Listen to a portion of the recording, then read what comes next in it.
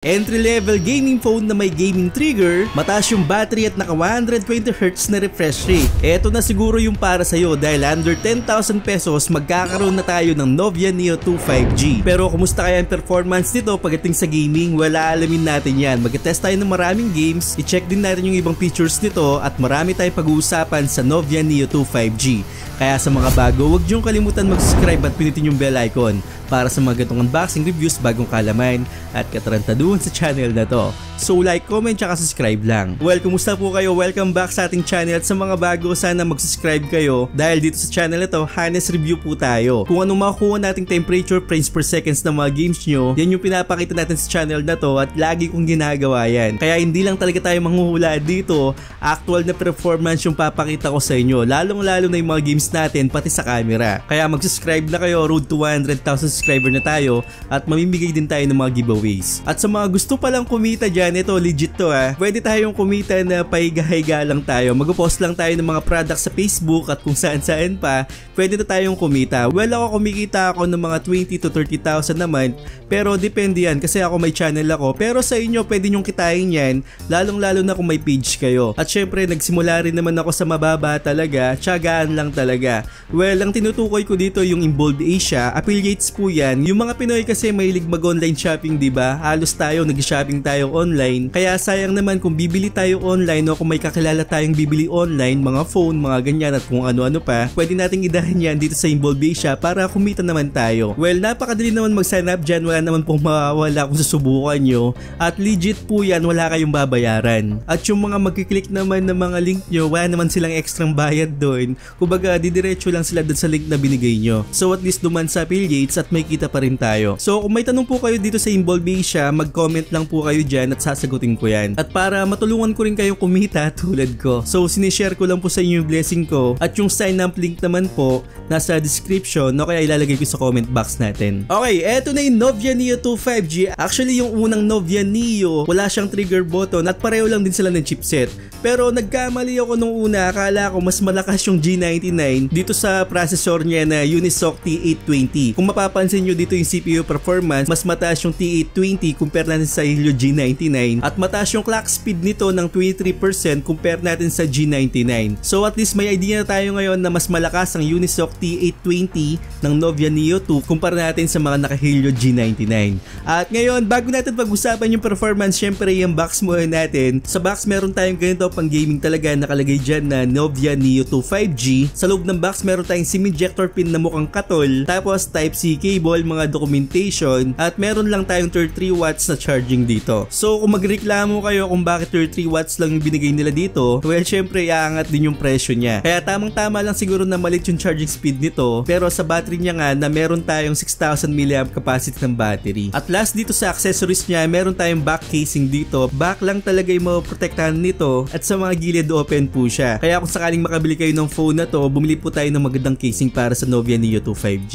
At eto naman yung phone natin, ang nakuha kong kulay dito, Storm Gray. Siguro sa ibang napanood nyo, nakakita na kayo ng yellow, wastig din yung yellow. Pero mas nagugustuhan ko yung ganitong kulay kasi nangibabaw yung mata niya dito. Ang tawag nila dito is the Hero Eye. Sobrang astig talaga ng back panel, pang gaming talaga. Maraming nangyayari dito sa back panel niya. As in talagang may pagka-bionic mecha style talaga. Sobrang astig. Tapos octagon style yung camera module nito. Compare natin sa Neo 1, parang circle yung nakuha natin doon. At gusto ko lang malaman yun na plastic yung ginamit na materials dito sa back panel pati dun sa frame. Sa bottom part naman, meron tayong magandang grill dito para sa speaker at meron tayong Type-C port at microphone. Sa taas naman isang anti-noise cancelling microphone lang. Pero dual speaker to dahil yung isang speaker is closed type na siya, parang nasa katabi siya ng receiver. So huwag kayong mag-alala na hindi dual speaker tong Novia Neo 2 5G natin. Dito naman sa gilid meron tayong red power button at sa magkabilang gilid naman yun yung trigger button natin. Mamaya i-test natin yan. Sa kabilang side naman yung mga volume natin tapos SIM card tray. At wala tayong expandable storage, dalawang SIM lang po yung pwedeng saksak dito. Sa display naman meron tayong IPS display lang, 120Hz na refresh rate.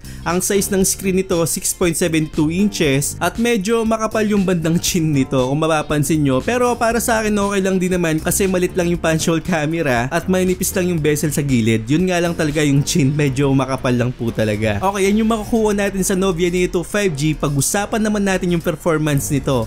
Meron tong Unisoc T820, 6nm po yan, at ang nakuha nating Antutu score dito nasa 500,000 points. Parang pang mid-range na yung Antutu score nito, no? Well, ibang usapan po yan sa actual performance, kaya mag-test tayo ng mga games ngayon. I-check natin yung frame rate, pati na rin yung temperature. At ang pinaka-highlights talaga dito yung gaming trigger niya, dahil under 10,000, di ba, magkaka-gaming trigger tayo dito sa phone na to. Kaya i-test natin muna ngayon yan. Makikita natin yung settings na game trigger na yan sa game space ng phone na to o game turbo. I-activate lang natin yan dito sa gilid. Kapag na-activate mo na, ilalagay lang natin yan sa mga button na gusto mo, sa left o sa right. Depende kung saan mo gustong ilagay yan, sa shooting o kaya sa aim lang. Pwede po sa gaming trigger na to. Well, subukan natin yan sa Call of Duty Mobile. Ang nakuha kong graphics dito is nasa medium.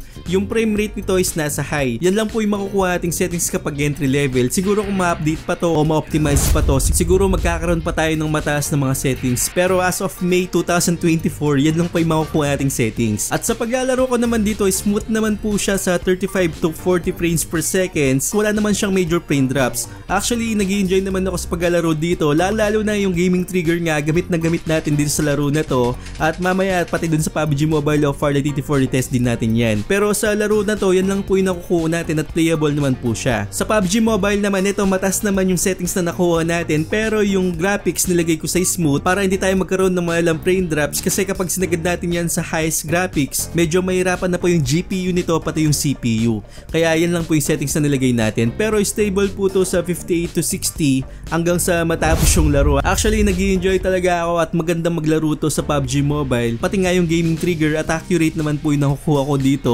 Wala siyang delay. Talagang masarap maglaro talaga ng shooting games dito, lalong-lalo na sa gaming trigger natin. Dito naman sa Farlight 84, nung nilagay ko sa Extreme, talagang nag-frame drop siya ng marami. Pero nung nilagay ko sa smooth tapos extreme yung frame rate, ang nakukuha ko dito 60 to 70. Actually, meron pa rin siya mga frame drops, hindi siya maiiwasan. Pero at least nakakuha ko na mataas ng frame dito. Siguro kung gagamit tayo ng phone cooler dito sa phone na to, mababawasan po yung mga frame drops na nakita natin dito. After 5 minutes lang, nakakuha tayo ng 40 to 50. Actually, paikot-ikot sa 40, 50, mga 60. Yan po yung nakukuha natin. At pagkatapos ng isang laro, ang nakuha kong temperature dito medyo mataas at kadsaran din siguro ng mainit na panahon. Ang nakuha nating temperature dito is nasa 44 degrees Celsius, which is okay lang para sa akin. Hindi siya sumagad ng mga 46 to 47. Okay na okay pa rin po yung temperature na nakuha natin dito. Eto, sa Mobile Legends, maganda yung settings na nakuha natin. Hindi ko in-expect na makakuha ko dito ng ultra graphics tapos ultra frame rate. Tapos habang naglalaro ako dito, stable po siya sa 70 to 80 frames per second hanggang sa matapos yung laro. Wala po siyang major frame drops. Talagang masarap maglaro dito kung Mobile Legends lang. Maning-mani lang po talaga to. At ang nakuha kong temperature dito pagkatapos ng isang laro, 43 degrees Celsius lang. So okay pa rin po yan. Sa Warzone Mobile naman, ito bago lang yung laro na to, nilagay natin sa 60 frames per second, pero ang nakuha ko lang dito 30 to 40. Pagkatapos ng mga 2 minutes lang, parang bumaba siya ng mga 20 to 30. At hindi ko nagustuhan yung frame na nakukuha ko dito. Marami talaga siyang frame drops, hindi pa siya stable. Siguro konting-konti pang optimization para sa laro na to at mahalaro na natin sa Novia Neo 2. Yun nga lang, hindi tayo makakuha ng mga frame na mataas dito. Talagang ilan po yung makukuha natin kasi hindi naman ganun kalakasan talaga yung Unisoc T820, pero kayang-kaya naman sa ibang games. Sa Wild Rift, medyo bilib ako dito. Yung settings nilagay ko sa 120, tapos yung graphics natin nasa high at nakakuha ako ng magandang frame dito 78 to 80 frames per second. Talagang hindi siya bumaba dyan hanggang sa matapos yung laro. Kahit na maraming patayan, maraming clash, kayang-kaya niya pa rin. So okay na okay ito sa Wild Rift, lalong-lalo na sa Mobile Legends kanina. Talagang kayang-kaya talaga. Kaya maning-mani lang to sa Wild Rift tsaka dun sa Mobile Legends. At kung gusto nyo naman gamitin yung gaming trigger dito para sa Mobile Legends saka Wild Rift, pwedeng-pwede naman. Basta ilagay nyo lang dun sa tamang button. Then sa Mirror 4 naman, nilagay ko sa lowest settings, pero yung frame rate nilagay ko sa high. Ngayon kasi kapag nilagay natin sa highest yung graphics, hindi niya kakayanin, maraming frame drops. Pero dito, 30 to 44 frames per second, actually bumabagsak talaga siyang 30. Hindi niya masyadong kaya sa Mirror 4. So hindi siya ganun kay smooth kapag naglalaro tayo dito sa laro na to. Ayun, yun yung performance ng Novia Neo 2. Ang masasabi ko lang, kayang-kaya to sa ibang mga laro. At sa mga lowest settings, pwedeng-pwede na. Lalong-lalo na kung yung mga laro natin is nasa lowest settings lang o kaya nasa medium settings at hindi naman naghahanap ng malakas na graphical settings, pwedeng-pwede na po yung Novia Neo 2 natin at meron tayong gaming trigger, diba? Then syempre, mas nakakatulong dito yung game space natin, meron tayong mga ganitong settings. Nasa Rise po ako lagi. At ang pinaka nagustuhan ko talaga dito, meron siyang info para makita natin yung frames per seconds natin habang naglalaro. Actually, malit lang talaga siya, pero at least makikita natin yung battery percentage, CPU, FPS at marami pa pong iba dyan. So, malit lang po siya. Unlike sa ginagamit ko na monitoring, medyo may kalakihan siya at ma-adjust mo po yan. Sa mga nagtatanong kung anong gamit kong meter dito, si Suko po yan tapos Takot Stats. Meron tutorial si Boss Cotman YT, i-check nyo lang sa channel niya. So balik tayo sa game space, marami tayong pagpipilian dito, mga settings at kung ano-ano pa. At sobrang bilib talaga ako sa mga Novia na phone, yung mga Red Magic na phone. Kahit na sa mga entry level, ganito pa rin yung mga kuha nating Game Turbo. Hindi na talaga pinagkait o hindi talaga sila nag-limit ng mga settings dito. Sobrang astig talaga. Lalong-lalo na sa phone na to, maganda yung animation at marami rin tayong mga wallpaper na pagpipilian dito. Actually, sobrang dami at sobrang ganda rin ng mga wallpaper na nilagay nila. Then meron din tayong mga applications dito para sa mga accessories. Ang tawag nila is the Gopher. Pwede tayong mag-connect ng mga Bluetooth earphones natin, mga phone cooler. Ako meron na akong Novia na phone cooler dito, magnetic to, at kinukonect ko dito. Actually, hindi naman siya didikit dito sa phone na to, may clip to para magamit ko dito sa Novia Neo 2. Pero abangan nyo yung review ko dito sa phone cooler na to. Sobrang hastig ng itsura niya.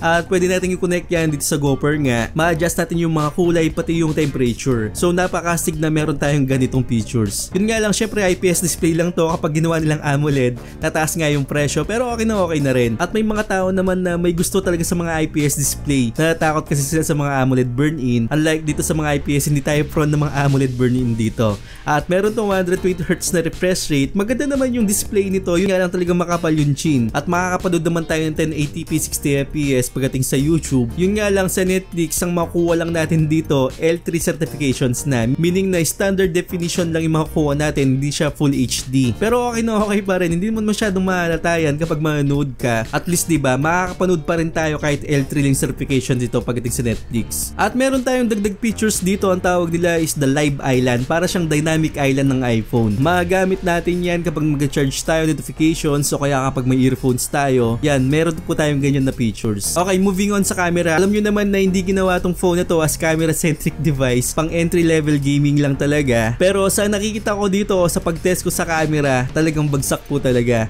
Hindi ko nagugustuhan yung kulay. Actually, bitin na bitin sa contrast, medyo walang kulay. Hindi kaya-haya talaga yung makukuha nating camera dito. Pero mga gamit mo naman, at least may mga gamit tayo pagdating sa mga ibang senaryo. Pero sa nakikita ko, hindi po maganda yung mga details na nakukuha ko dito. Pati po yung mga sharpness o shadows, kulang na kulang po talaga. Kaya bagsak po talaga sa camera to. At sa front-facing camera naman, medyo nagugustuhan ko compare ko dun sa main camera. May mga kulay naman ako dito, yun nga lang medyo madilim. Parang dun sa main camera madilim din.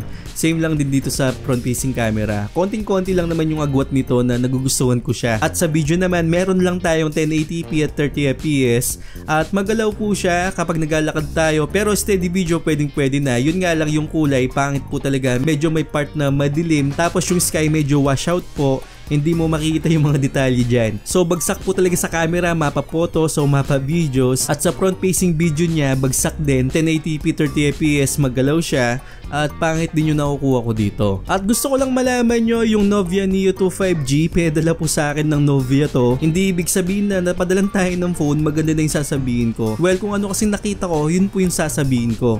Hindi tayo nag-sugarcoat dito dahil pinadalan lang tayo, hindi po tayo ganun. Kung hindi na magpadala sa atin yung Novia dahil sinabi kong pangit yung camera nila, okay na okay lang din po. Kasi mas iniingatan ko po yung viewers ko compare sa mga brands na yan. At makakabili naman ako ng mga phone review na yan kahit hindi tayo padalan. Basta lagi lang tayong honest dito.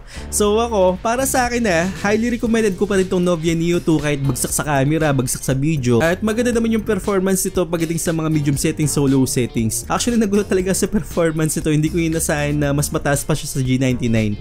So ayun, yung link ilalagay ko sa description na. At sa mga bago, huwag niyong kalimutan mag-subscribe at bilitin yung bell icon. At road to 100,000 subscriber na tayo, sobrang lapit na po yan. At sana matulungan niyo po ako sa mga hindi pa nakaka-subscribe dyan. Alam ko na nanonood kayo na hindi pa nakasubscribe. Ilang beses na kayo pumunta sa channel ko, hindi pa nakasubscribe.